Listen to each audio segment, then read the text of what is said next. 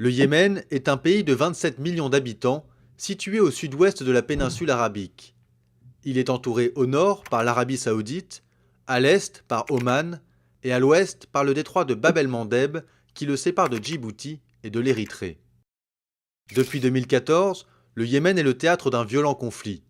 Il oppose d'un côté les forces gouvernementales fidèles au président Abdrabbo Mansour Hadi et de l'autre la rébellion houtiste qui s'est emparée d'une partie du pays.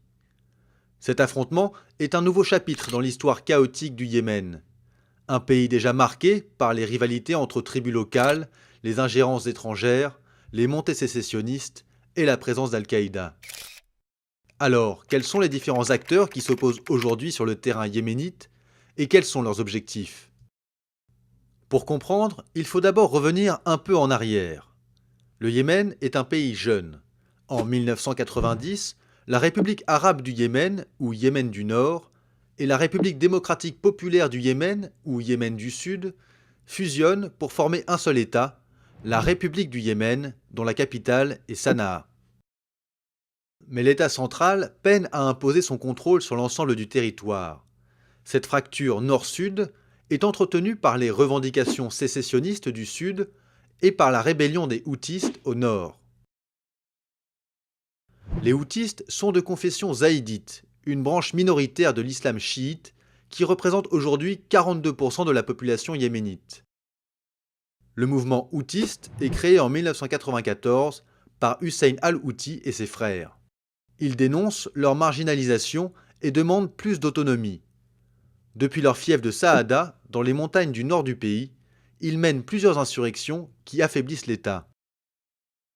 En 2011, dans le sillage des printemps arabes, la révolution yéménite provoque le départ du président Ali Abdallah Saleh après 33 ans de règne. Son vice-président, Abdrabbo Mansour Hadi, lui succède en février 2012 pour mener la transition et rédiger la nouvelle constitution. Mais les discussions sur le découpage du futur État fédéral en 6 régions suscitent des mécontentements, notamment chez les Houthis.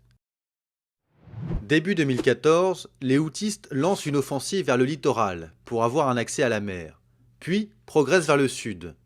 Ils parviennent à mobiliser une partie de la population en se présentant comme le mouvement des déshérités.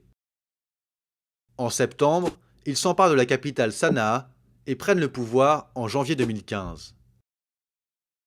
Fin février, le président Hadi fuit dans le sud du pays. Les Houthis poursuivent alors leur progression.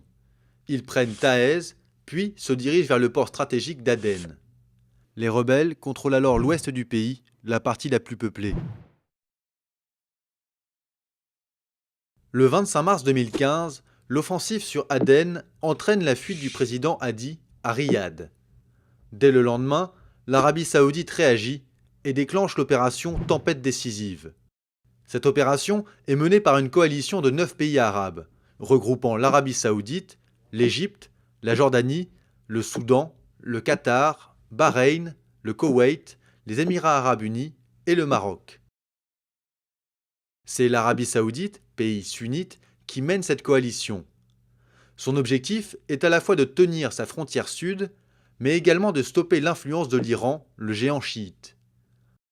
En effet, l'Iran est accusé de soutenir et d'armer la rébellion houtiste, qui appartient elle aussi au chiisme. Les Houthis restent pourtant maîtres des zones conquises. Et les violences dans le pays, puis les bombardements aériens de la coalition, ont fait plus de 1600 victimes depuis la mi-mars et 300 000 déplacés. Au-delà du conflit local, le Yémen est en fait l'un des points de tension d'une sorte de guerre froide régionale, un conflit qui oppose deux grandes puissances du Moyen-Orient, l'Arabie saoudite et l'Iran.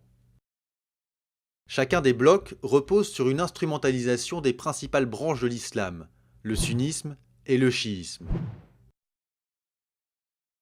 Enfin, le conflit a amplifié la menace djihadiste.